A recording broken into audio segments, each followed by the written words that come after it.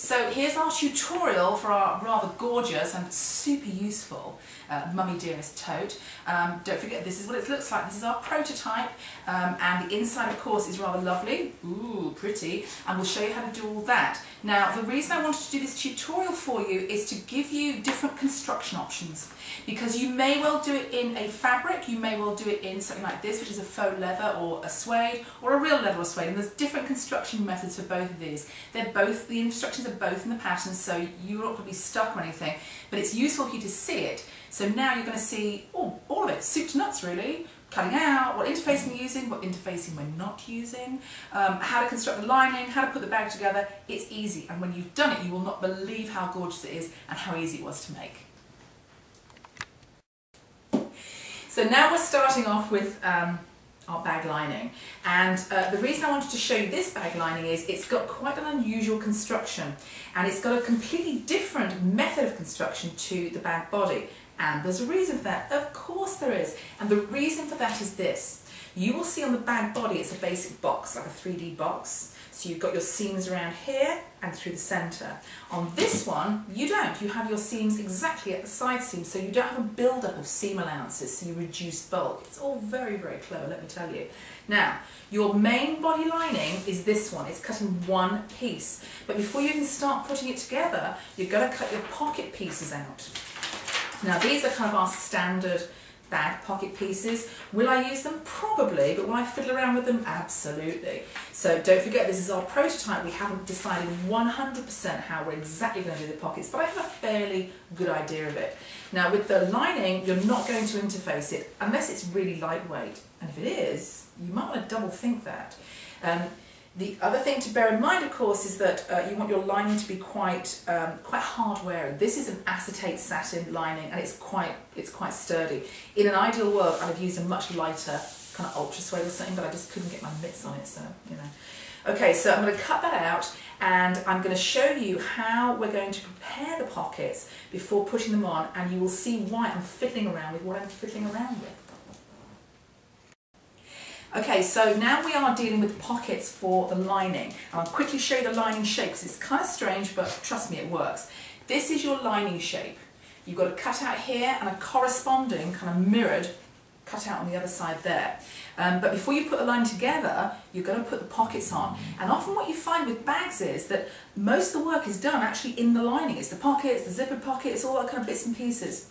Now, in your pattern, you will find our standard pocket patterns. They're very easy to do, and if you want to actually see me doing them, then you hop over to our Perfecto tutorial, and I'll put the link in on the comments underneath. But for this one, I wanted to do something a little bit unusual.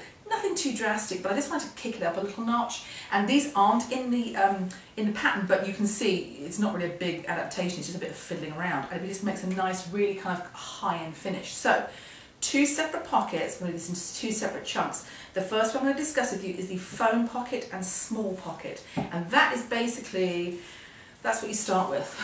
Not very exciting, it's just a rectangle. But what we're going to do is we're going to put a strip of our faux leather, when you're using real leather, whatever, we're going to bind the top edge of this pocket with this. And all you do for that is, you're going to end up, can you see this, Jeremy? Can you see that okay? I think I'm going to come in a little way Jeremy's if you don't mind. zoom for us, okay. Okay, so that's the wrong side. You're going to pop this on here, and you're going to fold it over. And if you're smart, you'll glue it first, and then you'll use some of these, some paper clips, or clips of some sort to hold it. Don't forget, you can't pin through this stuff because it'll leave holes. And then you're going to basically just top stitch through all the way to do that. I'm going to go and do that and show you how it looks, and I'm going to show you how to apply this particular pocket. It looks really good. So this is kind of the interim bit of the foam pocket, and you can see I have glued and paper clipped my binding on here. I'm going to give this like 20 minutes or so to just go off, to just dry a little bit, and then I'll do the top stitching Hold through it up, please. this. Okay, so you can see that there. Now Lower, just, please. Oh, down Let there? me come right on it. Okay. Thank you very much. Okay, I've tried to make sure that on the back of it, which is this, it's a little bit thicker than on the front of it, so it'll really be caught. It'll definitely be caught with the line of top stitching. When I top stitch it, I will bring it back and show you. Okay, so this is our foam pocket. I've just put the leather binding on the top. I'm going to get Jeremy to come in really close now so you see how it's stitched. And of course, while we're filming this, Jeremy's informed me that I'm covered in bits of fabric. I'm going to be. We're sewing, what can I tell you? Okay, so this is the other pocket on our lining. Now for this one, I have used our standard pocket pattern piece, but I've actually added about kind of just over 2 inches all the way around because I'm going to trim it down later. But I find when you're doing things like this, you want it bigger than it needs to be, and then you can chop into it. It's a bit like if you were making a patchwork panel to put on a garment or something, you would make the patchwork first and then chop it into shape. So here's what we're going to do. We're going to do kind of a welted pocket, kind of, but not really. Here, can you see that, Joe? Yeah. Okay, here is what I've done. I have drawn in the shape of my opening. My opening is on the, I've interfaced on the right side of the pocket fabric, and there's a reason for this, not just being stupid. Right, let me just come in on that. Okay. Have you got that? We've got it. Okay, so this opening is a smidgen, which is not a very technical measurement, but it's a tiny amount, probably just over 1/8 of an inch, bigger all round than the actual opening I want, and I will show you why. I have here my zipper, and my zipper is a vintage metal zipper, and I'm using this because, well, it's lovely, and it's vintage and it's metal, it's lovely, but it's a separating zipper too. So I've added, and if you can see this at the bottom, you want to hang on a second, you're going to have to lower that, please. I'm going to pull right in. Hang on. Should be able to see that. Okay. I've added a little piece of the faux leather. I've folded it, and I've just taped it. I've used tape because obviously I can't pin it. And I'm going to just top stitch this here. You'll see it when I've done it. So it basically makes the zipper a little bit longer. Okay, and it also acts like there's a zipper stop there, so when you undo it, it doesn't get to the separating part. And I've also added, if I can just show you that, I'm going to put it against me so you can see it. That's why I wear a black t-shirt when we do these. I put a little tie in here, taken the zipper pull off and put a little tie made out of the faux leather. So it's all kind of nice and matchy-matchy, and it's all kind of professional looking. Okay, and the final thing I've done for this is I have prepared kind of a leather, I don't know, facing. I'm just going to come in on that, Trudy. You go ahead. So I've prepared this, and obviously you can see I've cut a hole out in it. Yes, I have. Now, when you're cutting your faux leather or your real leather, you have to be very careful to get a nice, neat, straight line. Just take your time and do it. It'll be really, really fine. And here's what's going to happen. We're going to have this part here folded back on itself. Then that's going to lay on there, and then this is going to pop on top of it. Now, I'm hoping Jeremy can get a rough look at this. Right, I'm getting a real shaky hand today, so you have just people watching this, please excuse me, it's just one of those days. It's the excitement of filming. Certainly is. Right, can you hold that up or no? Yes, I'll hold it up by just doing this. Hold on a sec. So we're going to get that. You see that? We can now. Okay, lovely. Okay, here's the man through the electric meter. Okay. Oh, the heady glamour of it all, really. Okay, so this is what we're going to do for our pocket, and then once we've done that, of course, we're just going to turn the edges around and sew it in. So I'm going to go and prepare that. I'm going to do it in bits and show you the bits, and then we'll prepare it. And really, once the pockets are on, the lining's kind of almost done, and you're kind of good to go. So let me go and do that, and I'll show you in bits. So I'm kind of a little bit through preparing the zippered pocket, the big zippered pocket. I'm going to get Jeremy now to come in and show you really close up what I've done and why I've done it. Okay, so this is it kind of pinned halfway in process. By the way, if you see my disgusting nails, it's because I've been spray painting.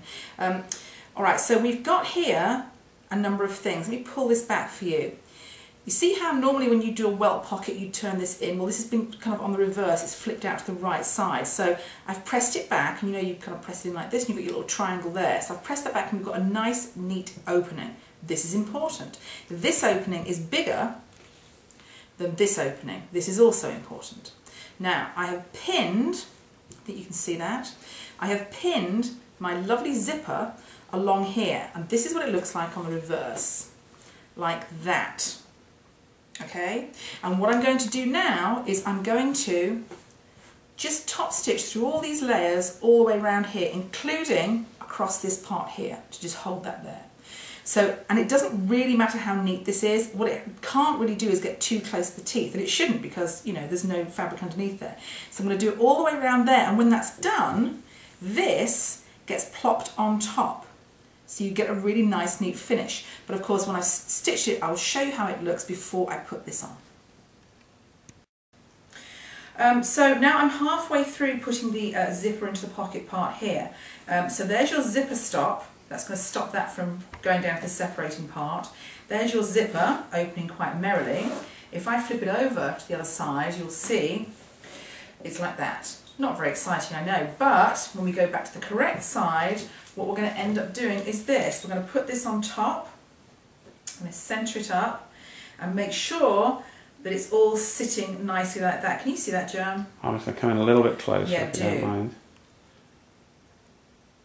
Can you see all that between my fingers? You can see it, yeah, we got it. Okay, so I'm going to put a few dots of glue on this just to hold it underneath here, and then when it's dry I'm going to just edge stitch all the way around. Now don't forget that this is, when you're dealing with leather or suede, it's a one-time deal. You can't be unpicking because it'll leave holes in it, but that's okay. Just slow it down, take your time, it's going to look beautiful. Thank you. Okay, we're really in close. And you can see it's stitched. Now I'm going to go and press this up, and then you will see why it's going to look so good. Okay. So now I'm going to finalise my phone pocket and small pocket, and you know they're all in one piece, and we've got some pleats here, and I'm going to show you that I've pinned it on kind of upside down, and I'm going to show you why, because it gives just a nicer finish. Here, this is the edge that will go onto your facing, okay? I've pinned it on upside down, so I've got a pleat there and a pleat there, that'll allow for the phone.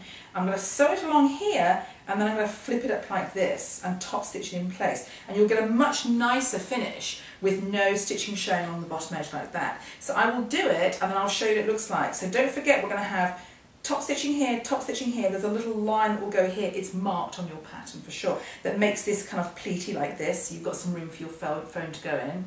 Obviously if you have a bigger phone than this, just add a little bit onto the side of the pattern and you can make a bigger phone pocket. It's really your call. But that's what I'm going to do now. So, upside down pinned, sewn along here. Can you just raise it slightly down? Sure I can. Thank you. Oh, and the thing to remember is, when you're sewing along this line here, you stop and you start at the where the seam allowance stops. So you've got 3/8 of an inch in here, 3/8 of an inch in there, and you'd start there, in 3/8 of an inch either way, and finish the same way, and then you'll get a nice crisp turned edge. So now we've done our little cell phone pocket and our smaller pocket. I'm going to show you how they look. They look fabulous. You can see that. So that's on one side of the lining. Doesn't matter which side of the lining you put it on, front or back, it's really your call. And it doesn't matter which side the phone pocket is, if you're that side or that side, really it's up to you. So now we've done that, we are now going to go and put the other pocket on. Let me show you what it looks like. So remember earlier we put our zipper on, and now we've put really a kind of a facing on the outside, which has just been top stitched on. I haven't turned the edges under because, well, you know, it's quite thick fabric, it's not really going to work very well. So now we've got this, and this is cut a little bigger than the actual pattern piece for the pocket, and you'll see why. I'm going to show you in a moment. So I'm going to get Jeremy to kind of tip the camera down so you won't see my head, but you will see my hands.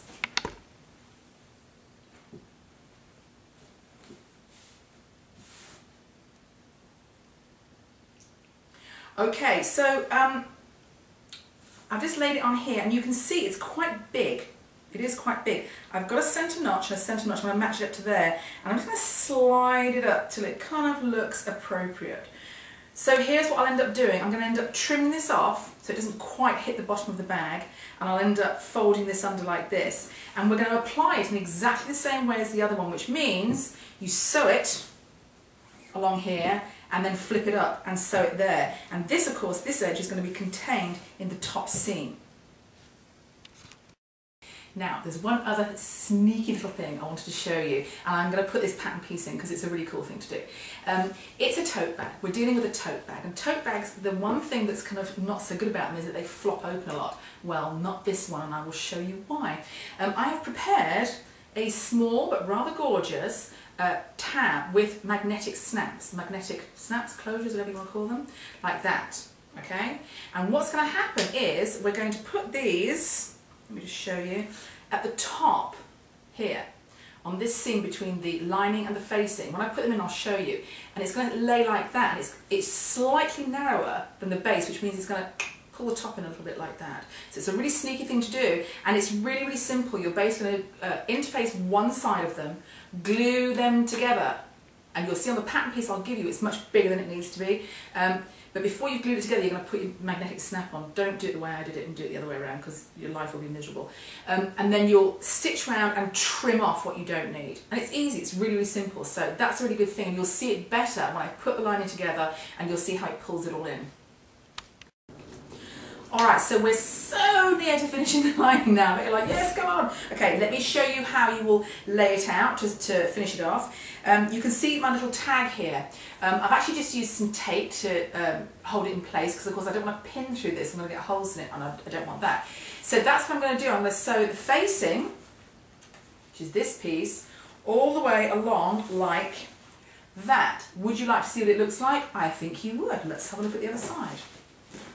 Now, all of a sudden, you can see, ooh, it's all starting to come together. Yeah, I'm just going to come in on that you should so we get a nice look at that. Because okay? I've actually flipped these seam allowances upwards on the inside. Just lower a little bit, please. Thanking you. Let's come right in. Okay, we got you. That looks lovely. So, now we're starting to look a little bit more slick and a little bit more professional. And the final thing to show you on this little part of the clip is this. Don't forget we have trimmed off the top edges of our interfacing about 1/2 inch. I mean, really, it's, yeah, about 1/2 inch. And that's because when we're going to sew them together for this particular fabric, we're sewing it wrong size to wrong size, then we're going to trim off, and we don't want bits of interfacing hanging out and kind of looking really stupid. That would be awful. So here's what we have to do now. Obviously the other facing on, and then I'm going to seal the sides, which is literally, well, I'll do one of them and I'll show you how to do the other one, but it's basically a seam and a dart.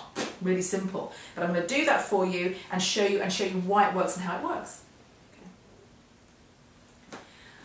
Okay, so now I'm pretty much done with the lining apart from the side seams. One of them I've kind of done, one of them I've kind of got pinned in process for you. I've done this one, I've left this one open here. You're going to kind of do about 1 inch down there and 1 inch at the bottom. And this is what you do if you're doing a fabric bag where you're going to be doing the normal thing with wrong sides together, sew it round, because you need to turn it out through this. If you're doing what we're doing here, which is using a real or faux leather, and you're going to be putting wrong sides together like that and seaming and then trimming, you don't really need to leave a hole because it'll all be good, but it's worth you knowing where it's going to be. And this is how the side seam works. You have a side seam, okay? It goes from the very, very top here all the way down here. Once you've done your side seam, you're going to flatten it out like that. And that's what you end up having. And now you're going to do a dart, basically from here all the way around here. And that will give you your box construction. Would you like to see? Of course you would.